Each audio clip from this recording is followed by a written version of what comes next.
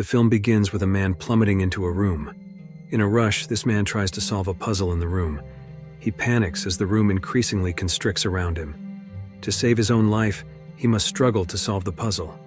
However, failing to succeed, the man is eventually crushed by the walls, marking the beginning of the movie. 3 days prior to the incident, Zoe, a college student studying quantum physics in Chicago, hesitates when answering her professor's question. After class, Zoe receives advice from her professor to be more proactive, and somewhat cryptically he suggests, "Try doing something that scares you." Moving on to the second individual, a stock trader named Jason. From the beginning until now, Jason has been engrossed in calls with his clients. The third person is Ben. Seeing his boss, he quickly offers himself for an open cashier position, but his boss rejects him, deeming Ben inexperienced in customer service. Back to Jason, who is presented with a mysterious box. Zoe, uncomfortable with such parties, prefers to stay in her room discussing quantum physics. When her friend leaves, Zoe experiences a bizarre hallucination. Suddenly it's morning, and as her friend is about to leave for home, they discover a package from the professor for Zoe at the door. The contents of the package are identical to what Jason received. Ben, just back at the office, receives a similar box from his boss. Now, all three are curious, but in different ways. Zoe examines the box in detail, Ben uses a more brute force approach, and Jason resorts to watching tutorials. Eventually, they all open their boxes to find a paper inside, stating that if they can escape from the challenging escape rooms, they stand to win $10,000. Tired of being broke, Ben heads straight to the Minos building the next day. Then a beautiful woman named Amanda arrives. She approaches the reception. To participate, there's no fee, but ID is required and phones are not allowed. As she's about to enter, the receptionist ominously states, "Thank you for your service." Not wanting to be alone, the elevator door is blocked by a young man named Danny, who, it turns out, has 2 phones. They then arrive at a room and meet Mike, and also Jason. Amanda, who knocks on the glass, receives a lackluster response from the guard. Suddenly they gather like a family, introducing themselves to one another. Mike mentions he once had a dog named Amanda, with heterochromic eyes, but it has since passed away. And then Ben arrives. While passing time, Amanda accidentally reads a headline stating 5 people were burnt alive, a foreboding sign. Additionally, Danny shares his extensive experience participating in such challenges, even listing them off. Bored, Ben, craving another smoke, tries to exit, but the door handle comes off. He's perplexed. Inside the door handle's hole, there was a button resembling an oven dial. Immediately, Danny thought the game had started. Everyone began searching for items that could serve as clues to solve the game. While rummaging through, Amanda noticed all magazine subscriptions were addressed to one Dr. Wooten Yu. Then Mike found a screwdriver inside a book titled Fahrenheit 451. Zoe saw the book and decided to tinker with the oven dial. After tinkering, the room unexpectedly began to heat up. Amanda, in a panic, sought advice from Danny, who had played similar games before. Danny suggested that normally one could ask for hints. When Amanda asked for a hint, the admin replied, "Please have a seat. Someone will be with you shortly." Zoe began to suspect something was amiss, noting the person's peculiar phrasing. Jason was startled to find a snow globe containing a ship. He then accidentally noticed a keyhole in the window of the admin room. Danny thought the next clue must be there, so they all hurried to find the key. Instead of searching for the key for too long, Ben tried to break the window with a fire extinguisher, but the extinguisher was plastic, so Ben simply discarded it. Suddenly, the room's columns also began to heat up. Because of that, Zoe decided to inspect the extinguisher, found the key, and when the key was turned, they were shocked to find that the voice they had been hearing was just a statue. The phone rang. The call merely advised all participants to follow the game's rules, and as the call ended, the windows also closed, and the room grew hotter. Panic ensued among everyone. Zoe took the initiative to get a glass of water for Amanda. While delivering it, Zoe accidentally saw the burn scars on Amanda's back.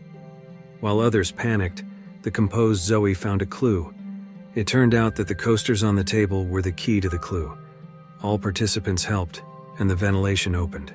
Jason was the first to find an exit, but needing a screwdriver, Mike followed Jason. Soon after, Jason and Mike made it to the next room. Then Amanda followed them. Suddenly, Zoe had the idea to place a glass of water on each coaster. Then, Amanda's trauma resurfaced. Zoe had no choice but to help Amanda. The room became so hot that the mannequin was scorched. Together, they filled glasses with water. Unfortunately, the water for the last glass ran out because Amanda had drunk it. The debate wasn't even over. Suddenly, flames appeared from above.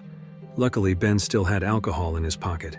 They both escaped through the ventilation just before being engulfed by the flames. Up to this point, Danny still thought all these events were just part of the game. Meanwhile, his companions were beyond terrified. They wanted to call the police but had no signal. In the second room, they had to open 2 padlocks. Jason tried in a bag and found the first key and succeeded. The second padlock required a password. Everyone began looking for clues. Mike found a clue that read, "You'll go down in history." Jason tried entering names of presidents with 7 letters, but none worked. Ben, idly looking around, accidentally noticed a deer antler with 9 letters. Recalling his mischievous past, Ben remembered a song they used to sing that had the words, "You'll go down in history."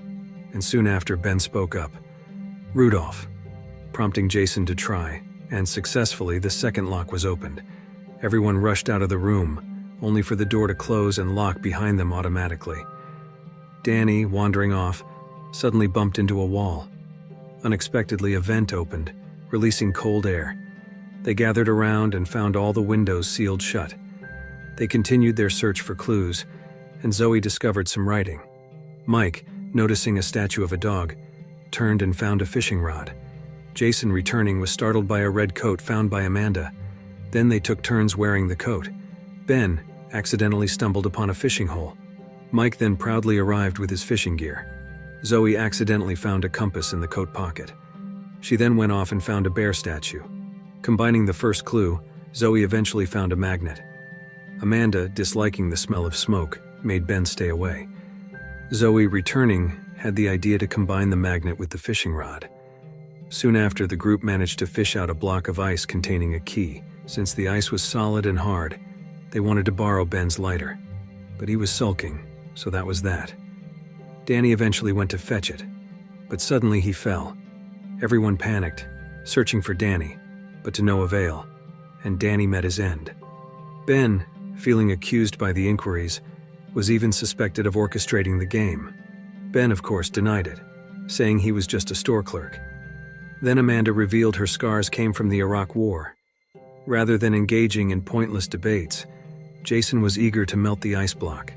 Concerned that hypothermia might confuse and distract them, they all joined hands to transfer body heat to the ice block, and after some time, the ice began to melt. But the others were already weary. Only Mike managed to endure the cold. Jason then suspected that these events resembled a past experience he had. Finally, Mike succeeded, but Jason, now confused, snatched the key and began searching for the exit. Reaching the end, the door wouldn't open. It turned out the exit was across the way. They reached the third room. Suddenly, the room experienced a minor earthquake, and a phone rang, up high. It fell. Jason accidentally discovered a clue that the door had no handle. Mike, looking around, realized the number 8 billiard ball was missing. Suddenly, the phone rang, and Ben managed to save Mike, realizing the floor was collapsing. Immediately, everyone stood at the edges. Amanda quickly climbed up and saw a small safe. Mike suggested trying the combination 1, 2, 3, 4. Zoe, seeing a giant puzzle, went off to try with Mike's help, and Jason, who was just loitering, nearly fell. Shortly after, Zoe managed to crack her code, which was 9,810, but it turned out to be incorrect. In an effort to reduce the weight, Zoe attempted to move but ended up falling, leading to a flashback. Upon waking, Zoe immediately suggested reversing the numbers to 0189, and voila! But suddenly the phone rang again, and once more Jason nearly fell. Amanda immediately attempted to climb, but because the ball fell, Amanda had no choice but to jump. And suddenly, just before Amanda fell, she threw the ball. Jason just left, and they found themselves in the fourth room. Jason immediately sought help from Zoe, who was in mourning. Suddenly the lights came on, and the room's design was identical to each participant's personal room. In each room there were documents for every participant. It turned out that each of them had previously survived extraordinary accidents and were the sole survivors. Starting with Amanda, who survived a bomb in Iraq, Zoe, who survived a plane crash, Jason, who was stranded at sea, Ben, who was drunk and crashed his car while singing, and lastly Mike, who was trapped in mine ruins. Jason shared that his ship had capsized in a storm. His friend suffered from hypothermia, suddenly became aggressive, and attacked Jason, then went off on his own. Jason was bewildered. How did the game creators know their traumatic memories? And Zoe, examining Danny's file, mentioned he had once been poisoned by carbon monoxide. It was then revealed that Dr. Wooten Yu, the game's creator, wanted to test their luck as survivors once again. Who was the luckiest among them? And they were all challenged to face extreme accident conditions they had each previously experienced. Suddenly the TV turned on, and a countdown began. After a brief debate, Ben made Zoe realize they had been under surveillance all along. While the others were busy looking for clues, Zoe focused on destroying the cameras to win. Then, thanks to Ben's dead cousin, who understood sign language, they pieced together the clue, which was EKG. Jason accidentally found a carbon monoxide cylinder. Then Jason brought over an EKG machine and tried it on Ben. His heartbeat was faint, so they switched the EKG to Mike, and it was still faint. Jason wanted to use a defibrillator on Mike. Initially, Mike refused, but after some coaxing, he agreed. And eventually, Mike died instantly. Watching the TV in the last moments, Jason realized the EKG was looking for the faintest heartbeat, and suddenly carbon gas was hastily released. But they can still survive. Cruelly, Jason left, followed by Ben, leaving Zoe still busy destroying cameras, ultimately defeated. So it was down to Ben and Jason in the fourth room. With all friends gone and Jason showing no empathy at all, Ben was convinced that Jason has killed his friend to survive. Rather than dying foolishly, they both decided to try the fifth room. They managed to open the hatch, but suddenly they felt dizzy. Then the next clue was on the hatch door. The clue, perplexing those already dizzy, instructed them to find the antidote. And Ben found it first, but Jason tried to snatch it.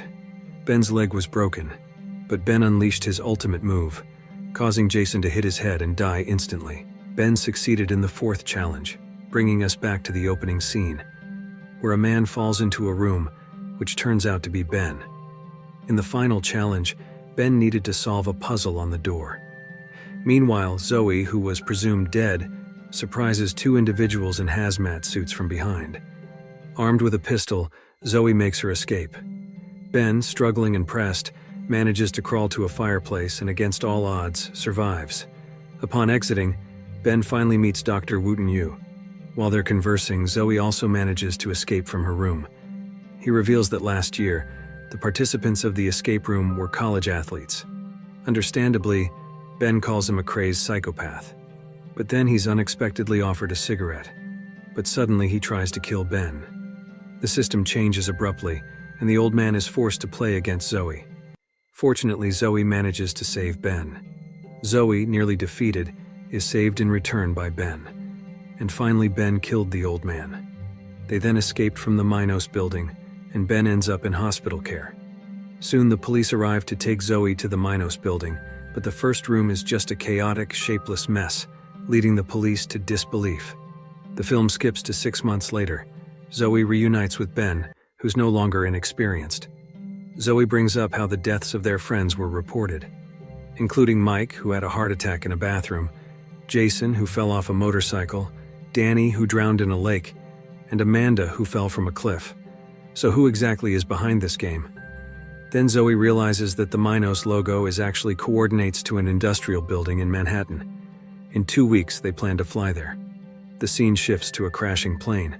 A flight attendant finds a clue and tries to solve the next puzzle. But in the end, it turns out to be just a simulation, leaving the mystery of who else is running this game. The movie ends. If you like this video, don't forget to subscribe. Because by subscribing, you have supported me to make better videos. See you in the next video.